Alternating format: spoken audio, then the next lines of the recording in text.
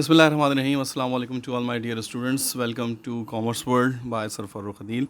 और जैसे मैंने आप लोगों से पहले ही प्रॉमिस किया था कि इंशाल्लाह इस चैनल पे आप लोगों को करियर काउंसलिंग के हवाले से जो है वो वीडियोस और आपकी जो फ्यूचर प्लानिंग के हवाले से जो चीज़ें हैं इंशाल्लाह उस पर भी आपको कंप्लीट जो है वो गाइडेंस मिलेगी। आप मेरे लेक्चर सीरीज़ तो आप देख ही रहे हैं इंटरमीडिएट की कॉमर्स की, जिसमें आप मुख्तलिफ़ सब्जेक्ट्स पे ऊपर अकाउंटिंग, बिज़नेस, मैथ्स, स्टैटिस्टिक्स के लेक्चर्स देख रहे हैं। तो आज का जो हमारा सेशन है ये एक बहुत ही स्पेशल सेशन है। और स्पेशल में पहली बात तो ये कि ये मेरा फ़र्स्ट लाइव सेशन है जिसमें मैं करियर काउंसलिंग जो है वो कर रहा हूँ अपने तमाम स्टूडेंट्स की। तो आई होप एंड प्रे ये आप लोगों सब लोगों के लिए जो है वो बेहतरीन सेशन हो। और दूसरा जो इसकी दूसरी जो स्पेशलिटी है कि मेरे एक बहुत ही होनहार स्टूडेंट इस वक्त मेरे साथ मौजूद हैं, शुएबुर रहमान सिद्दीकी। ये मेरे समझ लें कि टॉप परफॉर्मिंग स्टूडेंट्स में से एक हैं और I am really proud of him कि जिस तरह से इन्होंने इंटरमीडिएट अकाउंटिंग को एस किया। तो इंशाल्लाह और अभी भी ये जो है वो अपनी फ्यूचर फील्ड में जिस तरह से काम कर रहे हैं और जिस तरह से ये वर्क कर रहे हैं, I am really very happy and proud of him. और ये आज आपको जो है वो मेरे तमाम स्टूडेंट्स को जो है वो ये सारी की सारी जो गाइडेंस है कैरियर के हवाले से, तो ये आज का जो हमारा सेशन होगा इंशाल्लाह ये आप लोगों सब लोगों के लिए बहुत फ्रूटफुल होगा। पूरे सेशन को ज़रा सा लाइव देखिएगा, इसको साथ कंप्लीट देखिएगा, इसमें आपको बहुत इन्फॉर्मेशन मिलेगी। तो आज का जो हमारा सेशन है शुएब, ये बेसिकली कैरियर काउंसलिंग का सेशन है। और इसमें सेकंड ईयर का जो स्टूडेंट्स है ख़ास तौर पे इस वक्त वो बहुत ही इस वक्त कंफ्यूज होता है। अभी वो तकरीबन 3 से 4 महीने के बाद वो अपने एग्ज़ाम्स में अपीयर होंगे, तो उनको अपनी फ्यूचर फील्ड सेलेक्ट करने के लिए किन चीज़ों की ज़रूरत पड़ती है। तो सबसे पहले तो ऐसा करें कि आप थोड़ा सा अपने आप को इंट्रोड्यूस तो करें ताकि हमारे जो स्टूडेंट्स हैं आपको जाने तो सही कि आप हैं क्या। अस्सलाम वालेकुम सर, मेरा नाम शुएबुर रहमान है। मैं आप ही से निकला हुआ स्टूडेंट हूँ, एक्चुअली कॉमर्स कॉलेज का स्टूडेंट हूँ। मैंने कॉमर्स की फ़ील्ड से अपना इंटरमीडिएट किया 2019 में। उसके बाद टू बी ऑनेस्ट मुझे भी इस तरह आइडिया नहीं था अपनी फ़ील्ड का, लेकिन जब मैंने अकाउंटिंग का सब्जेक्ट पढ़ा तो बड़ा मज़ा आया अकाउंटिंग पढ़ के और इंटरेस्ट डेवलप हुआ अकाउंटिंग में। तो हर जगह सीए का नाम सुना हुआ था, हर कोई बात करता था सीए की, लेकिन पता नहीं था कि सीए क्या है। तो मैंने उस पर अपनी रिसर्च शुरू की, इंटरनेट पे देखा, यूट्यूब पे वीडियोस देखी इसी तरह जिस तरह आप देख रहे हैं, और सीए को परसू किया। सीए में घुसा मैं, थोड़ा मैंने रिसर्च की अपनी, और मैंने जैसे ही इंटर के एग्ज़ाम दिए, रिज़ल्ट अवेट था मैं, तो वैसे ही मैंने अपना सीए को परसू किया और सीए स्टार्ट कर दिया। क्योंकि हमें बताया जाता था और ये सच भी है कि कॉमर्स की फ़ील्ड में जो है वो आपकी प्राइम क्वालिफ़िकेशन है, ये टॉप क्वालिफ़िकेशन है। जो आप कॉमर्स की फ़ील्ड में सबसे आप जो एलीट क्वालिफ़िकेशन है वो सीए की क्वालिफ़िकेशन है। बिल्कुल सही आपने जिस तरह से बताया कि चार्टर्ड अकाउंटेंसी की जो फील्ड है इसके बारे में एक प्राइम क्वालिफ़िकेशन तो है हर तरह से। एक कॉमर्स के स्टूडेंट का ही समझ लें, एक गोल, अल्टीमेट गोल बेसिकली यही होता है कि उसको कॉमर्स परसू करने के लिए सबसे इम्पॉर्टेंट ये है कि वो चार्टर्ड अकाउंटेंसी फील्ड ज्वाइन करे। थोड़ी सी मिथ्स हैं इसके हवाले से कि बहुत से स्टूडेंट्स ख़ास तौर पे जो हमारी गर्ल्स स्टूडेंट हैं वो ये समझती हैं कि सीए में पासिंग रेशो एक तो बहुत कम होता है, और उसमें समटाइम लोग ये भी कहते हैं कि बच्चे पास भी हो रहे होते हैं तो उनको फ़ेल कर दिया जाता है। और इसी वजह से बहुत से स्टूडेंट्स जो होते हैं वो डीमोटिवेट होते हैं और वो कहते हैं कि नहीं हम शायद सीए नहीं करना चाहेंगे, और क्योंकि इसमें टाइम बहुत कंज्यूम होता है। तो इस मिथ में और इसकी रियलिटी क्या है, तो वो थोड़ा सा इसके बारे में थोड़ा सा एक्सप्लेन करें कि ये मिथ वर्सेस रियलिटी जो है ये क्या है, क्योंकि अब तो आप डेफिनेटली इस फील्ड के अंदर मौजूद हैं। सर, पहली बात तो ये कि जिस तरह आप एक आम आदमी को, जैसे ही आप सीए की बात करते हो, सीए का बताते हो, तो सबसे पहला उसके बाद थॉट ये आती है कि सीए बहुत मुश्किल है, कोई भी नहीं कर सकता, चंद लोग होते हैं जो कर सकते हैं। मुझे भी पहले यही लगता था, लेकिन मैं अल्हम्दुलिल्लाह थोड़ा मैं एकेडमिक्स में अच्छा रहा हूँ हमेशा से, तो मुझे हर किसी ने सपोर्ट किया कि जाओ आप सीए में जाओ। लेकिन आम तौर पे एक एवरेज स्टूडेंट को इस तरह इनकरेज नहीं किया जाता कि आप सीए करो। मैं ये बताना चाहता हूँ, और ये आप जब एक दफ़ा सीए की कम्युनिटी में आओगे तो हर कोई यही आपसे कहेगा कि सीए जो है वो ज़रूरी नहीं है कि बहुत ही कोई इंटेलिजेंट बच्चा हो या बहुत ही कोई ऐसा हो कि क्लास टॉपर हो तो वही सीए करेगा। सीए में वो भी आ सकता है जो एक एवरेज स्टूडेंट हो, जो एक 60-70% वाला स्टूडेंट हो, लेकिन वो कंसिस्टेंट हो, अपनी पढ़ाई में कंसिस्टेंट हो, कंसिस्टेंट एफर्ट्स करता हो, अपनी पढ़ाई को सीरियस लेता हो, तो वो सीए में कामयाब है। ऑन द अदर हैंड, अगर कोई ऐसा स्टूडेंट है जो बेशक बिल्कुल इंटेलिजेंट है लेकिन वो नॉन सीरियस है और वो बिल्कुल डिले करता है या बिल्कुल एंड में पढ़ाई करता है, तो वो सीए में बिल्कुल कामयाब नहीं है। और दूसरी जो आपने बात की लड़कियों की, तो इस चीज़ से मैं भी काफ़ी सरप्राइज़ था, क्योंकि मैं जब गया सीए की फील्ड में, मैंने जब ट्यूशन सेंटर्स ज्वाइन किए, तो लड़कियों और लड़कों का रेशो ऐसे है जैसे 10:1। अगर एक क्लास में 10 लड़के हैं तो उसमें एक लड़की होगी, ओके। इतना डिफरेंस है रेशो का। तो इस चीज़ पे भी हर कोई बोलता है कि लड़कियों का एक तो ये मसला होता है उनकी, एक तो आप इस बात को डिनाई नहीं कर सकते कि फैमिली की तरफ से थोड़ा प्रेशर होता है, टाइम का ठीक है, प्रेशर होता है। ठीक है। तो मैं ये कहूँगा कि अगर मेरा ये मानना है कि लड़कियाँ जो होती हैं ना, वो लड़कों से ज़्यादा कंसिस्टेंट होती हैं, परफॉर्मेंस के अंदर, परफॉर्मेंस में बिल्कुल सही। कंसिस्टेंट होती हैं, वो अपना पढ़ाई को कंसिस्टेंट लेके चल सकती हैं। ठीक है। तो अगर, बल्कि लड़कियों से ज़्यादा मैं लड़कियों की फैमिली को अगर काउंसलिंग की जाती है कि आप इनको, अगर आप सपोर्ट करें, आप इनको इनकरेज करें, तो बिल्कुल ये रेशो मेरे ख्याल से 10:1 की जगह 2:1 होना चाहिए, कि अगर हर 2 लड़कों पे एक लड़की होनी चाहिए, सही। या इससे भी ज़्यादा होनी चाहिए। सही। तो लड़कियों को हमेशा ये बताया जाता है कि आपके पास तो सीए करने का टाइम ही नहीं है, लेकिन ऐसी कोई बात नहीं है। एवरेजली सीए करने में 5.5 से 6 साल लगते हैं। ठीक है। कुछ लोग इससे भी जल्दी कर लेते हैं, लेकिन ऑन एवरेज जो रहता है वो टाइम 5.5 से 6 साल टाइम रहता है। अच्छा, मेरा बिल्कुल अगला सवाल जो था वो यही था कि अक्सर स्टूडेंट जो होते हैं ये थोड़ा सा टाइम के हवाले से पूछते हैं, मुझसे मुझसे भी अक्सर ये सवाल पूछा जाता है कि सर फ़ारूक ये टाइम कितना ले लेगा। तो आपके हिसाब से अगर हम इस वक्त एक स्टूडेंट फॉर एग्जांपल अगर इंटरमीडिएट करके इसको ज्वाइन करता है, तो उसकी जो समझ लें जो टाइमलाइन होगी इसके प्रोग्राम की, कि वो किस लेवल के ऊपर क्या कर रहा होगा, आज से 1 साल के बाद क्या कर रहा होगा, 2 साल के बाद क्या कर रहा होगा, तो थोड़ी सी टाइमलाइन थोड़ा सा डिफाइन करें स्टूडेंट। बिल्कुल, सीए का एक तो आप ऑन पेपर देख लो, अगर फास्टेस्ट पॉसिबल, अगर मैं आपको बताऊं कि अगर एक स्टूडेंट सीए में आता है और वो सारे पेपर्स अपने क्लियर करता जाता है और वो स्मार्टली मैनेज करते हैं अपने टाइम को, तो मेरे ख्याल से 5.5 साल के अंदर आप अपना सीए कर सकते हो आराम से। सीए आप क्वालिफाइड हो जाओगे 5.5 साल में। इसमें यह है कि 2 साल लगते हैं आपको कैफ क्वालिफाई होने में, जिसको आप सीए इंटर बोलते हैं। ठीक है। ऑन एवरेज 2 साल में अगर आप सारे पेपर्स क्लियर करो, तो ये मैं आपको बता रहा हूँ फास्टेस्ट पॉसिबल टाइम। उसके बाद आपकी 3.5 साल की आर्टिकलशिप होती है, जो आप फॉर्म में इंडक्ट होते हो। ठीक है। और आर्टिकलशिप के 1 साल के बाद आप सीए फाइनल के पेपर्स देना शुरू कर देते हो। तो ठीक बाय है। द टाइम आपकी 3.5 साल की आर्टिकलशिप ख़त्म होती है, आप पूरा सीए क्वालिफाई हो जाते हो। तो तकरीबन ये कितना टाइम बन जाता है तकरीबन? तकरीबन ये कहने को 5.5 साल है, लेकिन ये ऑन एवरेज 6 साल बन रहा होता है। ऑन ठीक। एवरेज 6 साल लगते हैं, आप कह तो सकते इसका हो सीए मतलब करने ये में। हुआ कि जो हमारा दूसरा जो स्ट्रीम है, जो अक्सर बच्चे बीबीए और एमबीए की तरफ जाते हैं, तो वो भी तकरीबन 6 साल का ये स्ट्रीम है। 4 साल का जो है वो बिल्कुल बैचलर्स है और फिर 2 साल का उसमें बिल्कुल। मास्टर्स है।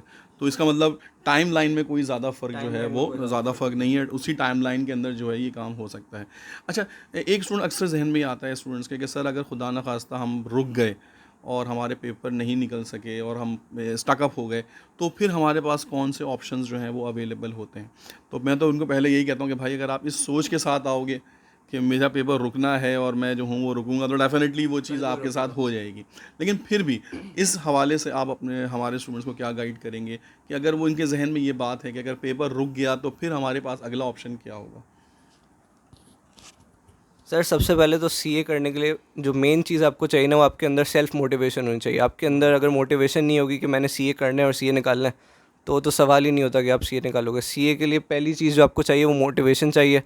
उसके बाद आपको चाहिए कंसिस्टेंट एफर्ट्स चाहिए। बस जहाँ आपके दिमाग में ये बात आ गई कि आप फेल होने से डरना शुरू हो गए, वहाँ पर कहा जाता है कि आपका बुरा वक्त शुरू, और वहाँ से आप फेल होना शुरू। अपने दिमाग में कोई बैकअप रखना ही नहीं। मैंने जो सीए शुरू किया, मैंने अपने दिमाग में कभी कोई बैकअप नहीं रखा कि सीए नहीं तो क्या। मैंने स्ट्रेट देखा कि मुझे सीए करना है और मैं सीए में आ गया, और अल्हम्दुलिल्लाह मेरा अभी तक सो फार अच्छा चल रहा है। इसके अलावा अगर मैं वर्स्ट केस सिनेरियो बताऊं कि अगर सीए में अगर आप स्टक हो जाते हो, अगर आपका बिल्कुल बुरा टाइम आ जाता है, तो आप अदर क्वालिफिकेशंस परस्यू कर सकते हो। फॉर एग्जांपल, अगर आप कैफ क्वालिफाइड हो तो आपको एसीसीए में अच्छी खासी एग्जाम्पशंस मिल जाती हैं। आपको 14 पेपर्स में आई गेस 8 से 9 पेपर्स की एग्जाम्पशंस मिल जाती हैं। उसके अलावा और डिग्री अवार्डिंग इंस्टीट्यूशंस हैं जिनकी आई कैप के साथ जो है वो कोलैबोरेशन है, तो उसमें आपको क्रेडिट आवर्स अवार्ड हो जाते हैं कि आप अपनी कोई भी ग्रेजुएशन कंप्लीट करके अपना करियर परस्यू कर सको। सही। तो इसका मतलब ये हुआ कि अगर आप स्टकअप हो भी जाते हैं तो इसका मतलब ऑल इज़ नॉट लॉस्ट। आप जो है वो मुख्तलिफ वेंचर्स के थ्रू और मुख्तलिफ चीज़ों के थ्रू अपनी क्वालिफिकेशन को इन्हेंस ज़रूर। और मैं भी अपने स्टूडेंट्स को ये बताता हूँ कि देखें, जब आप कोई चीज़ पे प्लान करें, अपना फ्यूचर पे प्लान करें, तो स्टार्ट फ्रॉम द बेस्ट। कहीं ऐसा ना हो कि 2-3 साल के बाद आप कहेंगे यार काश मैं सीए करने की कोशिश कर लेता, अभी मैं एसीसी तो मैं कर ही रहा हूँ, तो क्यों ना मैं एक बेस्ट क्वालिफिकेशन की तरफ जाता, या मैं बीबीए कर रहा हूँ और मैं बड़ा अच्छा परफॉर्म कर रहा हूँ, तो क्यों ना मैं एक बेस्ट क्वालिफिकेशन से स्टार्ट करता। क्या पता मैं इतना मोटिवेटेड होता और मुझे इतने अच्छे यानी कि मेंटर्स मिल जाते जो कि मुझे जो है उस ज़माने में या उस वक्त जो है वो गाइड कर देते। अच्छा, थोड़ा सा इसके हवाले से बताइए कि एक जो चार्टर्ड अकाउंटेंसी जब एक इंसान कंप्लीट करता है तो इंडस्ट्री में जाने के बाद या इंडस्ट्री में जब वो जाता है, अभी तो आप खुद एक स्टूडेंट है लेकिन डेफिनेटली आपके इर्द गिर्द ऐसे लोग होंगे जो सीए कर रहे होंगे या बिल्कुल अपने सीए की फाइनल कर चुके होंगे। इंडस्ट्री में इसकी क्या रेपुटेशन है? इंडस्ट्री में आजकल जैसे कि हमारे इकोनॉमी के हालात चल रहे हैं, जॉब सिक्योरिटी के हवाले से, बाकी चीज़ों के हवाले से, तो थोड़ा सा इसको प्रोफेशनल वे में भी ज़रा बताइए ताकि स्टूडेंट्स हमारा मोटिवेटेड हो और वो सीए क्वालिफिकेशन की तरफ जाने की जो है वो सोच रहा है, तो स्कोप थोड़ा सा इसका डिटेल में डिस्कस कर लें। सीए की जो सबसे बड़ा सीए का जो आप कह सकते हैं पर्क है वो ये है कि सीए जब आप एक बार क्वालिफाई हो जाते हो ना, तो आम क्वालिफिकेशंस की तरह नहीं, इसमें आपको एक हेड स्टार्ट मिलता है, एक बहुत बड़ा हेड स्टार्ट मिलता है। जैसे अगर आप बीबीए होते हो या आप कहीं से कुछ और डिग्री लेते हो, तो आपको फिर भी जॉब के लिए स्ट्रगल करना पड़ता है। मैंने देखा है आमतौर पे अगर कोई बीबीए निकलता है तो उसकी आमतौर पे सैलरी हो रही होती है 40-50,000 इस तरह आजकल के हालात में। लेकिन जब एक बंदा सीए क्वालिफाई करके निकलता है, तो हमें तो यही बताया जा रहा है आजकल के टाइम में, तो उसकी स्टार्टिंग पैकेज उसको 1.5 लाख 2 लाख का इस तरह से उसको स्टार्टिंग पैकेज मिलता है। सही। और भी आपको बहुत सारी बातें बताई जाएंगी कि आपको एक गाड़ी मिलेगी, ये मिलेगा, लेकिन मैं जो भी मुझे सुन रहा है मैं उसको ये बताना चाहता हूँ कि आपको सीए में सिर्फ इस वजह से नहीं आना। सही। सोल पर्पस सीए में आने का ये नहीं होना चाहिए कि आपको जॉब अच्छी मिलेगी या पैसे अच्छे मिलेंगे या गाड़ी मिलेगी। अगर आपका सोल पर्पस ये होगा तो आपकी मोटिवेशन कहीं ना कहीं वीक पड़ जाएगी। हाँ बिल्कुल, ये भी एक रीज़न है, इस वजह से भी लोग परस्यू करते हैं कि सीए में जॉब सिक्योरिटी बहुत है। पाकिस्तान में जो सीए की अनएम्प्लॉयमेंट रेट है वो 0% है, यानी कि कोई भी सीए करने के बाद ऐसा आपको नहीं मिलेगा जिसको जॉब नहीं मिल रही। अब जाहिर सी बात है कंपटीशन हर जगह होता है, तो अगर आपको एक हायर पोस्ट पे जाना है या आपको एक बेहतरीन स्टेटस पे जाना है, उसके लिए जाहिर सी बात है हर जगह कंपटीशन है और आपको उतना काबिल बनना पड़ता है। जहाँ तक बात रही इंडस्ट्री में और जॉब्स की, तो जो सीए के लोग होते हैं वो ऑडिट फर्म्स में होते हैं, ऑडिट का काम करते हैं, टैक्स प्रैक्टिशनर्स होते हैं, टैक्स का काम करते हैं, फाइनेंस में होते हैं, रिस्क मैनेजमेंट में होते हैं। आपकी जो भी बड़ी बड़ी कंपनीज़ हैं उनको, हर एक कंपनी को आजकल एक सीए की ज़रूरत है, जो कि बड़े बड़े जो बिज़नेस आपके बिज़नेस डिसीजंस होते हैं। जो सीए आपका होता है बेसिकली वो एक अकाउंटेंट नहीं होता, वो बैठ के आपकी फाइनेंशियल स्टेटमेंट्स नहीं बनाएगा, वो आपका डेबिट क्रेडिट नहीं कर रहा होगा, बल्कि जो सीए होता है वो कंपनी को एक सुपीरियर लेवल पर डिसीजन मेकिंग करके देता है। हर एक बात पे वो आपको, हर एक छोटे से बड़े टास्क के लिए आपको सीए की अप्रूवल चाहिए होती है, या सीए से आप हर चीज़ अप्रूव कराते हो कि ये हम डिसीजन लेना चाह रहे हैं कंपनी के लिए, तो आपकी नज़र में एक ऐसा डिसीजन है। बेसिकली ये रोल होता है एक सीए का। सही। तो हम ये कह सकते हैं कि चार्टर्ड अकाउंटेंसी करने के बाद आपका जो एम्प्लॉयमेंट है ये गारंटीड होता है, और आजकल जो इंडस्ट्री में हालात चल रहे हैं, और आई कैप के हवाले से थोड़ा सा बताइए कि आई कैप ने अभी शायद कोई नई स्कीम लॉन्च की है कैरियर के ऊपर, यानी कि कोर्स आउटलाइन वगैरह जो उनका सिस्टम है थोड़ा सा चेंज हुआ है। तो पुरानी कोर्स आउटलाइन में क्या था, और अब जो स्टूडेंट्स जो हमारे इंटरमीडिएट करके निकलेंगे या अभी जो निकले हुए हैं और वो अभी अपीयर होने जा रहे हैं, तो वो किस तरीके से अभी जो चेंज हुआ है इनका कोर्स आउटलाइन, उसके बारे में थोड़ा सा ज़रा स्टूडेंट्स को गाइड कर दीजिए। आई कैप जो है, जैसे आप लोग को पता है कि हमारी एग्जामिनेशन बॉडी है, गवर्निंग बॉडी है। जो भी पाकिस्तान में सीए निकलता है उसको आई कैप सुपरवाइज़ करता है। आई कैप एक वाहिद एग्जामिनेशन बॉडी है जो रेगुलेटरी बॉडी है बेसिकली सीए की। जो आप ट्यूशन्स वगैरह हासिल करते हो, आप प्राइवेट कोचिंग सेंटर्स हैं जो भी आप नाम सुनते हो आजकल, वो सिर्फ आपको ट्यूशन प्रोवाइड करते हैं। बेसिकली आई कैप जो है वो हेड बॉडी है। अभी रिसेंटली 2021 में एक स्कीम निकली है जो मार्च 2022 से इम्प्लीमेंट होने जा रही है। उसमें यह है बेसिकली कि आई कैप ने ये बात नोटिस की कि दूसरी जो अकाउंटिंग बॉडीज़ हैं दुनिया भर की, जिसमें ICAEW हो गया, ACC हो गया, आपकी न्यूजीलैंड, साउथ अफ्रीका और कंट्रीज़ की जो अकाउंटेंसी बॉडीज़ हैं, आई कैप ने कहीं ना कहीं बात नोटिस की कि हमारा जो करिकुलम है, ये जो हमारा जो पेपर कॉम्बिनेशन वाइज है, वो कहीं ना कहीं डिफ़र कर रहा है या लैग कर रहा है दूसरी अकाउंटिंग बॉडीज़ के। तो पिछली स्कीम जो थी वो 2013 की स्कीम थी, वो तकरीबन 8 साल आप कह सकते हैं कि चली है। तो आई कैप ने जो भी नोटिस किया कि हमें इन चीज़ में बेहतरी करने की ज़रूरत है, तो आई कैप ने वो इम्प्लीमेंट किया है। इसमें सबसे पहले बात यह कि सीए में सबसे पहला आपका लेवल होता था AFC लेवल। उसमें आपकी फंक्शनल इंग्लिश होती थी, आपकी मैथ्स होती थी, स्टैट्स होती थी, बिज़नेस कम्युनिकेशन, IT, इस तरह के पेपर्स होते थे। बेसिकली ये सीए नहीं होता था, ये आपकी फंडामेंटल कॉम्पिटेंसीज़ होती थी। आप कह सकते हैं कि ये बेसिक चीज़ें जो आपको आनी चाहिए। अगर आप सीए स्टार्ट कर रहे हो तो आपकी इंग्लिश पे ग्रिप होनी चाहिए, आपकी मैथ्स पे ग्रिप होनी चाहिए, आपकी कम्युनिकेशन में ग्रिप होनी चाहिए। उसके अलावा कैफ स्टेज होती थी, कैफ स्टेज में 9 पेपर्स हुआ करते थे, जिनमें से 2 पेपर्स अकाउंटिंग और इकनॉमिक्स अब जो हैं वो फर्स्ट मॉड्यूल में आ गए हैं, फर्स्ट स्टेज में आ गए हैं, जिसको अब नाम दिया गया है पीआरसी, प्री रिक्विजिट कॉम्पिटेंसीज़। ठीक है। तो इसका बेसिकली ये है कि पीआरसी इसलिए है कि जब एक बंदा नया नया सीए में एंटर करता है तो उसको बेसिक नॉलेज हो, जो आपकी कॉमर्स की बेसिक नॉलेज उसके पास होनी चाहिए। इसमें 5 पेपर्स हैं। एक तो इंट्रो टू अकाउंटिंग है, जो कि पहले कैफ में हुआ करता था। इसी तरह इंट्रो टू इकनॉमिक्स है, ये भी पहले कैफ में हुआ करता था। उसके अलावा क्वांटिटेटिव मेथड्स है, जो पहले भी हुआ करता था एएफसी में। उसके अलावा एएफसी से जो आईटी का पेपर था वो हट गया है।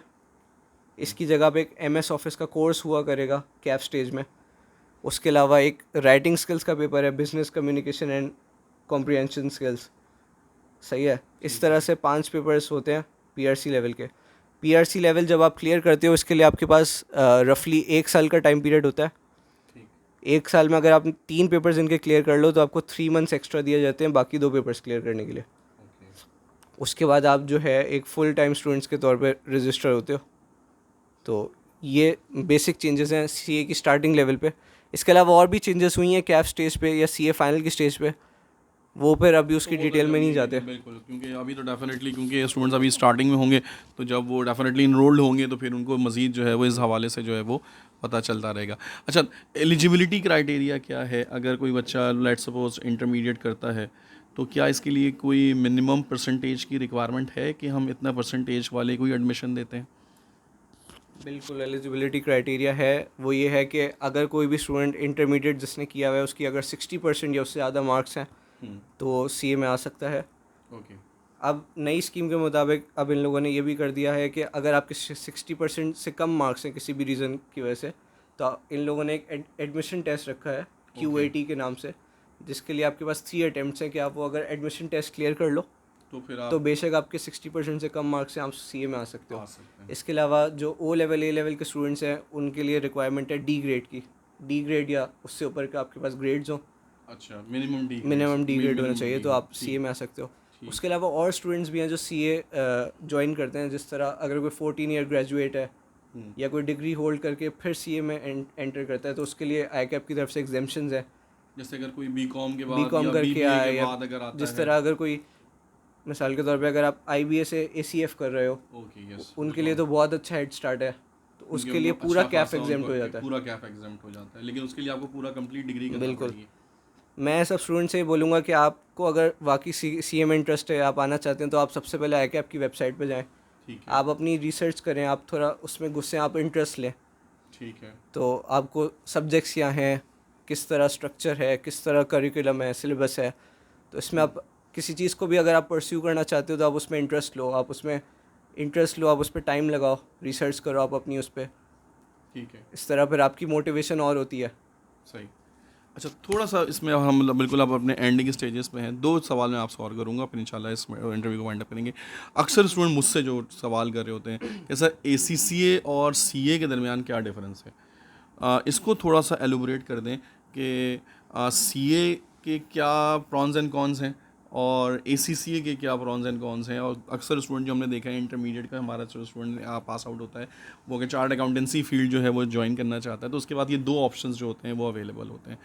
तो दोनों के क्या बेनिफिट्स हैं और दोनों के क्या समझ लें जो नेगेटिव पॉइंट, तो खैर मैं नहीं कहूँगा, लेकिन ये है कि क्या चीज़ उनको मिलेगी और क्या चीज़ उनको नहीं मिलेगी, ये बेसिकली थोड़ा सा एक्सप्लेन कर दें सवाल से। बेसिकली ACCA जो है वो आप कह सकते हैं कि एक इंटरनेशनल क्वालिफिकेशन है, इंटरनेशनल सर्टिफिकेशन है, जिसको कहा जाता है association of certified chartered accountants. उसकी वर्ल्ड वाइड रिकग्निशन है। बेसिकली जो मेन डिफरेंस ये है कि जो CA है वो पाकिस्तानी स्टैंडर्ड्स और पाकिस्तानी लॉज पे बेस करता है। CA की जो सारी पढ़ाई है वो पाकिस्तान के जो अकाउंटिंग लॉज हैं, जो भी रिपोर्टिंग लॉज हैं, पाकिस्तान के जो स्टैंडर्ड्स हैं, जो पाकिस्तान में फाइनेंस और अकाउंटिंग और रिपोर्टिंग पाकिस्तान बेस्ड क्वालिफिकेशन है टोटली। ठीक है। लेकिन ऐसा नहीं है कि जो हमारा CA है वो वर्ल्ड वाइड रिकग्नाइज नहीं है। हमारे CA को वर्ल्ड वाइड रिकग्नाइज किया जाता है, स्पेशली हमारे मिडिल ईस्ट में, ऑस्ट्रेलिया में, न्यूजीलैंड में, दुबई, बहरीन, कतर वगैरह में। हमारा CA जो है वो दुनिया के टॉप 3 CAs में आता है। मेरे सर ने मुझे बताया था 3 CAs हैं, एक इंग्लैंड का, एक साउथ अफ्रीका का और एक पाकिस्तान का। Top category ये बात 3 जो क्वालिफिकेशन है वो दुनिया भर में रिकग्नाइज्ड हैं कि ये बेहतरीन सीएज हैं दुनिया के। ज़बरदस्त। इसके अलावा जो एसीसी है उसका ये है कि वो वर्ल्ड वाइड रूल्स और स्टैंडर्ड्स पे डिपेंड करती है, यानी जो दुनिया भर में जो लॉज हैं और जो भी आपकी पढ़ाई है दुनिया भर के वो स्ट्रक्चर को कवर करता है। मतलब एसीसीए जो होगा वो वर्ल्ड वाइड कराया जाता है और दुनिया भर के लोग एसीसीए करते हैं। ठीक है। ये बेसिकली डिफरेंस है। एसीसीए का ये है कि एसीसीए में बनस्बत सीए के थोड़े पेपर्स कम हैं, 14 पेपर्स हैं। ठीक है। और कहा यह जाता है कि जो टफनेस लेवल है, जो आप कह सकते हैं डिफ़िकल्टी लेवल है, कहा यह जाता है कि वो सीए से थोड़ी कम है। अच्छा, ठीक है। लेकिन अल्टीमेटली फिर उसका रिवॉर्ड भी है, फिर वो जो सीए का रिवॉर्ड भी फिर उससे ज़्यादा है और उससे बेहतर सही अपॉर्चुनिटीज़ हैं। सही। अच्छा, बस अब मैं इंशाल्लाह इस इंटरव्यू को वाइंड अप करेंगे। 2 वर्ड सिर्फ मेरे अपने स्टूडेंट्स के लिए कि अगर जो स्टूडेंट्स सीए की तरफ क्वालिफिकेशन की तरफ जाना चाहते हैं तो उनको आप क्या एडवाइस करेंगे? बस इसके ऊपर करके फिर अपने इंटरव्यू को इंशाल्लाह वाइंड अप करेंगे। क्या एडवाइस करेंगे आप एज ए स्टूडेंट कि किस तरह से उनको ये क्वालिफिकेशन परस्यू करनी चाहिए? सबसे पहले तो जैसे कि मैंने कहा कि अगर आपको किसी भी चीज़ को परस्यू करना है तो आपका उसके अंदर इंटरेस्ट होना चाहिए। ये नहीं कि बस आपने दोस्तों से सुन लिया कि बस चलो सीए करते हैं तो आगे सीए करने। सीए में इंटरेस्ट लें, आप अपनी रिसर्च करें, अपना होमवर्क करें, लोगों से पूछें, आप राय लें। और उसके अलावा हमारी सीए की छोटी सी कम्युनिटी है, बहुत ही एक दूसरे को सपोर्ट करते हैं। मैं 1-2 इंस्टीट्यूट्स का नाम लूँगा। हमारा कराची में अगर आप बात करें तो तबानीस है, तबानी स्कूल ऑफ अकाउंटेंसी। उसके अलावा ARTT है, उसके अलावा KNS है। ये तीनों यहाँ पर PSHS में है। ठीक है। तो अगर मैं एडवाइस करूँ तो आप किसी भी अगर ट्यूशन सेंटर में जाएं तो सब लोग बहुत हेल्पफुल हैं, सब लोग बहुत गाइडेंस देते हैं। इसके अलावा जो आपके सीनियर्स हैं, अगर आपका सीनियर कोई सीए कर रहा है तो हमारी कम्युनिटी में हर कोई अपने जूनियर को सपोर्ट करता है, किसी को भी कोई क्यूरी हो। इसके अलावा एक चीज़ बस मैं ये कहूँगा कि इसके लिए सबसे इम्पॉर्टेंट चीज़ है आपकी डिटर्मिनेशन, और आपका बस गोल सेट होना चाहिए कि आपको सीए करना है तो आपको फिर और कोई चीज़ नज़र नहीं आनी चाहिए कि बस सीए को परस्यू करना है तो फिर आप सीए करेंगे। ठीक। सो स्टूडेंट्स, ये थे हमारे बहुत ही फॉर्मर स्टूडेंट और बेहतरीन स्टूडेंट थे हमारे माशाल्लाह। जो मैं कॉलेज में कॉमिक्स में पढ़ाता हूँ उसके भी ये टॉप परफॉर्मर, टॉप 3 में हमेशा इनका जो है नाम होता था। और अब माशाल्लाह से ये सीए का कर रहे हैं और फील्ड भी अंदर इन्हें इन्होंने आपको सीए की पूरी क्वालिफिकेशन के हवाले से स्टेप बाय स्टेप सारी चीज़ें बताई, एलिजिबिलिटी बताया, आपको किस तरह से कोर्सेज़ करने होंगे वो आपको पूरी डिटेल बताई। इसके अलावा भी अगर आपके पास कोई क्यूरी है, कोई चीज़ है, तो आप इस यूट्यूब वीडियो के अंदर आप इसको कमेंट सेक्शन में डालें। मैं इंशाल्लाह फिर शोएब से डिस्कस करके और बाकी चीज़ें जो है वो इंशाल्लाह फिर आपको और डिटेल में इंशाल्लाह इसमें से आपको मैं बताता रहूँगा। आई होप कि आपको ये कैरियर काउंसलिंग सेशन समझ में आया होगा और आपके जो कुछ क्वेश्चंस आपके जहन में होंगे वो कुछ हद तक सॉल्व हुए होंगे। अभी भी अगर कोई चीज़ आपके जहन में है तो आप उसको इंशाल्लाह डिस्कस करें, तो हम इंशाल्लाह एक सिटिंग और फिर इंशाल्लाह कुछ अर्से के बाद फिर रखेंगे। तो थैंक यू वेरी मच। अल्लाह हाफिज़, टेक केयर।